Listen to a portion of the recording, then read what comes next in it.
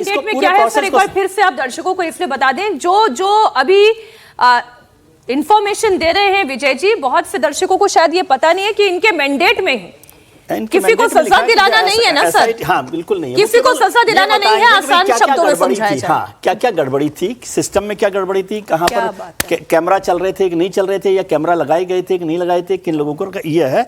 और उसमें तो खास तौर से लिखा है, the SIT focuses on systemic and procedural issues rather than solely pinning blame on individuals।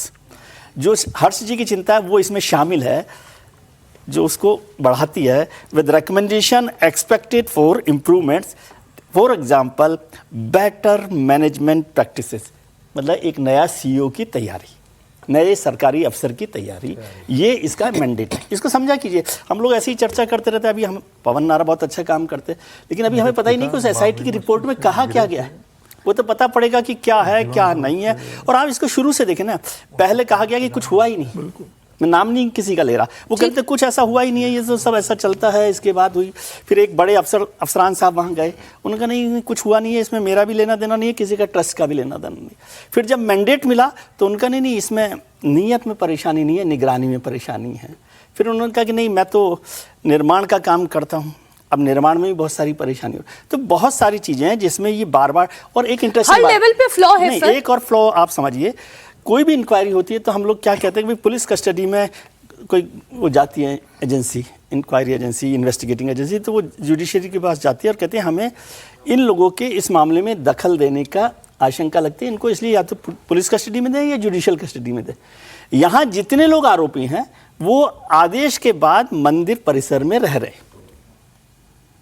ये फैक्ट बात बता रहा हूँ, आप पवन से चेक करवाइएगा कि ये है कि नहीं है। मेरे को जो इन्फॉर्मेशन मिली, जितने लोग आरोपी हैं उनको मंदिर परिसर में ही रखा गया है। मतलब ये कितना कंट्राडिक्शन है मुझे नहीं पता, लेकिन ये फैक्ट के तौर पर ऐसी बात मुझे जानकारी मिली। तो क्या हो रहा है क्या नहीं हो रहा है, और क्या ये विवाद, एक मित्र ने बहुत अच्छी बात, मुझे अच्छी बात नहीं मतलब एक कमेंट अयोध्या से ही किया, भारतीय जनता पार्टी के मित्र ने। उन्होंने कहा कि सर ये सीट चोरी से चंदा चोरी तक पहुँच गए हम, अब चंदा चोरी से सरकार चोरी तक ना पहुँच जाए, ये पार्टी के नेताओं को ध्यान रखना है। अगर भारतीय जनता पार्टी के बड़े बड़े नेता कहानी कुर्सी की देख रहे हैं तो इस बात को नोट करके अपनी डायरी में रख लें। सीट चोरी से चंदा चोरी, चंदा चोरी से अब सरकार चोरी की स्थिति में ना आ जाए। क्योंकि राम भक्तों का जो गुस्सा है, नाराजगी है, वो सारा तब तो इस बार भी अयोध्या आपके हाथ से गया। मैं ये कह रहा हूँ कि मैं इस बार भी अयोध्या फिर आपके हाथ से गया। धर्म पर भरोसे की बात नहीं, मैं ये कह रहा हूँ ये मसला क्रिमिनल मामला है। हम धर्म के नाम पर कि राम भक्तों को सजा मिलेगी, मतलब जो राम के खिलाफ काम करेंगे उनको सजा मिलेंगी, वो कहीं क्रिमिनल प्रोसीजर से स्पेस का रास्ता ना बन जाए। बिल्कुल, मैं आपके पॉइंट से 100% एग्री करते हुए एक और इन्फॉर्मेशन दर्शकों को दे दूं। आज अयोध्या पर जब हम चंदा चोरी पर, राम मंदिर में चंदा चोरी पर चर्चा कर रहे हैं, आज की तारीख उस मंदिर के लिहाज से शेषावतार मंदिर में ध्वजारोहण के दिन के लिए भी आज ही का दिन है जब हम ये SIT पर चर्चा कर रहे हैं। पहले ये कार्यक्रम भव्य तरीके से होना था, और जब भी इस तरीके का कार्यक्रम होता है, हर बार अयोध्या जाना होता है, और झंडारोहण का कार्यक्रम कितना वृहद स्तर पर होता है ये हम सब जानते हैं। लेकिन अब इसमें कटौती की गई। यूपी के डिप्टी CM केशव प्रसाद मौर्य, ब्रिजेश पाठक बतौर मुख्य अतिथि शामिल हुए। श्री राम जन्मभूमि तीर्थ क्षेत्र ट्रस्ट के महासचिव चंपत राय, सदस्य डॉक्टर अनिल मिश्र, विशेष आमंत्रित सदस्य गोपाल राव अब इस समारोह से दूर कर दिए गए हैं। ये 3 नाम मैंने आपके सामने रख दिए। उनकी जगह पर ट्रस्ट के कोषाध्यक्ष गोविंद देव गिरी महाराज, निर्मोही अखाड़ा के महंत दिनेंद्र दास शेषावतार मंदिर ध्वजारोहण कार्यक्रम की देखरेख कर रहे हैं। तो ये इस वक्त जो वहां पर हो रहा है वो पूरी स्थिति मैंने आपके सामने रख दी। अब बात पश्चिम बंगाल की कर लेते हैं। वहां तो सरकार ही चली गई ममता बनर्जी के हाथ से। मुझे ज़्यादा दुख इस बात का हो रहा है मीनाक्षी कि ये इसमें अधिकांश लोग सारे हमारे विचार परिवार के। मुझे कष्ट इस चीज का हो रहा है। मैं दर्शकों को ये बता दूं, आज संगीत करने के लिए भी तो जरूरी संगीत रागी जी आज बहुत भावुक हैं, और रह रहकर जब भी ये विषय पर वो बोल रहे हैं उनकी आंखों में आंसू हैं। वो आज अपनी भावनाओं को काबू नहीं कर पा रहे हैं, क्योंकि ये उनकी तकलीफ है, क्योंकि यहाँ पर बात विचार की है और उस परिवार की है जिस संघ परिवार की आप बात कर रहे हैं।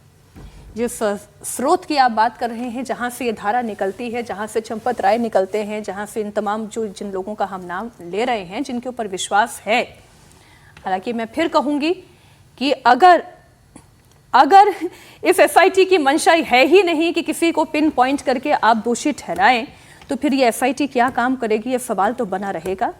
और वो उस विचार के सामने भी बना रहेगा, उस परिवार के सामने भी बना रहेगा, सरकार के सामने भी बना रहेगा। पिन पॉइंट करना होता तो एफआईआर पहले दर्ज होती ना, नामजद एफआईआर होती ना कि कौन कौन लोगों को खिलाफ इस पर जांच होनी है। अज्ञात लोगों के खिलाफ एफआईआर दर्ज कर लेते, नाम भी नहीं था, अज्ञात लोगों के खिलाफ एफआईआर दर्ज कर लेते, जानकारी लेकिन सर मुझे एक इन्फॉर्मेशन दीजिए, क्योंकि संघ की बात यहाँ पर आ गई है, इसलिए मैं ये जानना चाहती हूँ कि संघ का सिस्टम क्या है। जब आपके परिवार से निकला हुआ कोई सदस्य जिसे जिम्मेदारी दी गई है राम मंदिर में, आपने निर्माण कार्य में सेवा देनी है और उसके बाद उसके संचालन में सेवा देनी है। प्रोफेसर साहब, मैं आपके पास ही आ रही हूँ, आपके विचार आपके उद्वेलित हो रहे हैं और विचलित भी हो रहे हैं।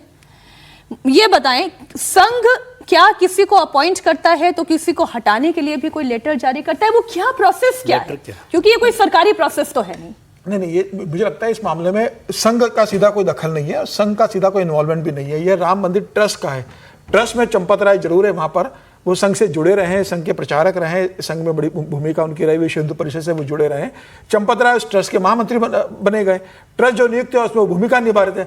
अब चंपत राय वहां क्या कर रहा है, इसका संघ से कोई कंसर्न नहीं है ना। चंपत राय की गतिविधियों को मतलब मैं ये कह रही हूँ कि ट्रस्ट में समवन इज बीन अपॉइंटेड और कोई उसको अनअपॉइंट कर देता है, हटा देता है। लेकिन ये चंपत राय को समझना चाहिए ना कि उनके कारण आज संघ के ऊपर उंगली उठ रही है। मैं सिर्फ एक व्यक्ति की नहीं, मैं पूरे सिस्टम की बात कर रही हूँ। सिस्टम कैसे काम करता है? संघ किसी को फोन करके बताता तो है नहीं कि आपको जाके ये पद संभालना है। नहीं, संघ के अंदर तो नियुक्तियां होती है, ये संघ की नियुक्ति थोड़ी है, ये तो ट्रस्ट के अंदर भेजा गया है। हाँ, मैं यही समझना चाह रही हूं। व्यक्ति उसके अंदर है, चंपत राय उसके महामंत्री है। अब ये संघ को सीधा दोष देना मुझे लगता है क्योंकि वो संघ से ही तो ये नियुक्ति हुई है। सर, मैं अपॉइंट होना और अपॉइंट से हटाना कैसे, ये कैसे होगा? लेकिन चंपत राय इस बात को समझते हैं की जरूरत नहीं है, संघ का मैसेज होगा। चंपत राय इस बात को समझते हैं ना कि आज उनकी गतिविधियों के कारण जो भी मामला उठा है वो संघ के ऊपर उंगली उठाएंगे। संघ से नफरत करने वाले, संघ को बुरा भरा कहने वाले तो इसमें संघ को लपेटे में लेंगे ना। तो ये उनकी जिम्मेदारी है कि संघ पे उंगली ना उठे, वो इस्तीफा दे देते नैतिक रूप से। क्यों वो वहां पर बने हुए हैं? चंपत राय अकेले नहीं है। वीएचपी की क्या भूमिका है? वीएचपी की विश्व हिंदू परिषद की भूमिका उसके अंदर है, वो इशू नहीं। सबसे बड़ी भूमिका तो संघ की मानी जा रही है ना। आज जिस तरीके से संघ के ऊपर लोग आरोप लगा रहे हैं कि संघ इस मामले में क्यों दखल नहीं रहा है, संघ का सीधा इन्वॉल्वमेंट नहीं है। लेकिन चंपत राय के कारण आज संघ पर जो उंगली उठ रही है, चंपत राय अगर इस्तीफा दे देते तो मुझे लग रहा है ये संघ के दृष्टिकोण से भी बेहतर होता, चंपत राय के लिए भी ठीक रहता।